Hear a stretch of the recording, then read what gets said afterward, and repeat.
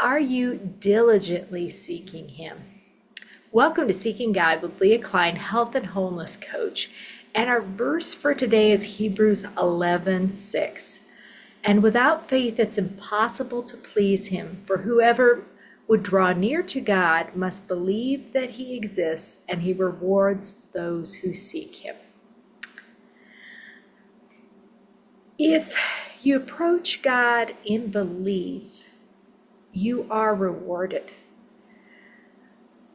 If you believe that He exists, then our verse is promising that there is a reward. It doesn't mean, it's always money in your bank account. Sometimes it is, but it can be other things. It can be the connection, the drawing deeper to Him, feeling like you know what you're supposed to be doing and what He wants you to do, and you're doing it.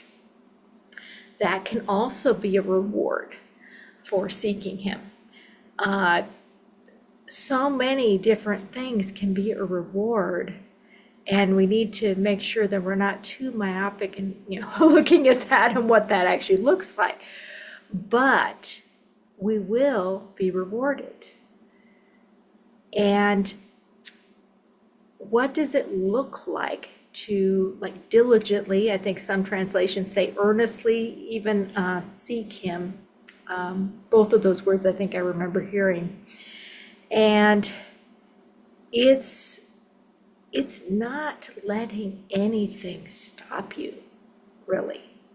It's being all in. It's going, I don't care if it's not necessarily the warmest temperatures outside. I'm going to go take a walk and talk to God outside, away from the noise of my life, and just connect with Him.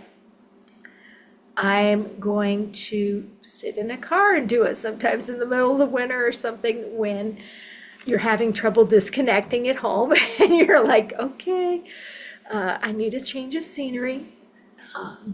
I have done that before. I have gone and sat in a car. And actually, when you get the sun beating on the car, you're actually, pretty warm.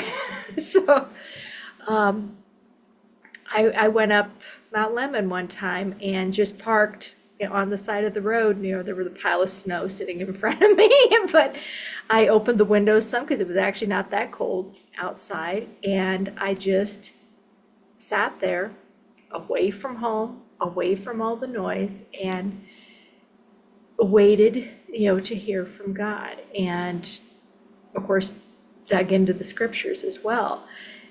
That's a little bit of what that can look like. You can really do it. It's not just about having a quiet time. Quiet times are excellent. Quiet times are that daily discipline of connecting with God.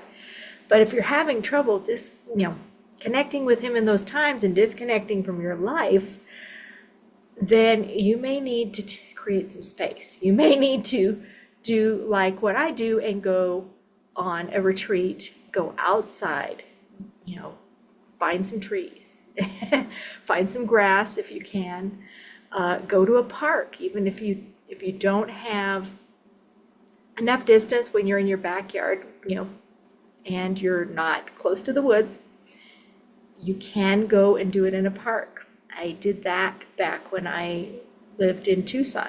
I went to Fort Lowell Park, actually, and did it. There's a bunch of benches around a pond with a little water feature in the center. And so I get to watch the ducks, floating around and going by. But even though there were other people in the park, they usually, came and went, and they weren't just right next to you.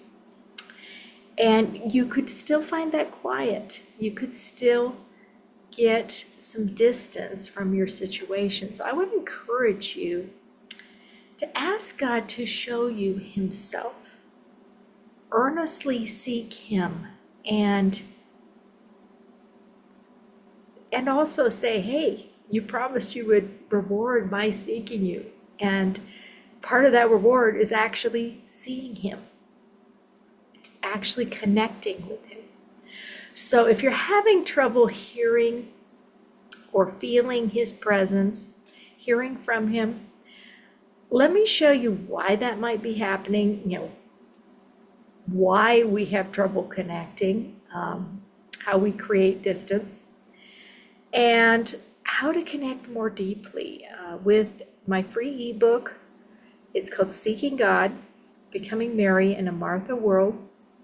It's free. It gives you everything about all the rough details of how to do a retreat. It's at healthturnaroundcoaching.com/seeking-God. And I also put the link around the video above, below, wherever, depending on the location this video is on. And I want to encourage you, if you have gotten the book and you've read it, you've thought, oh, that would be a good idea, but you actually haven't made it happen, that you might need some outside help getting it on your calendar, finding the right place to do it, or multiple places. Lots of times I change up where I'm doing it. I do it in a different spot. And though I have a few favorites that I've gone to more than once, but lots of times it's interesting to go somewhere you haven't been to.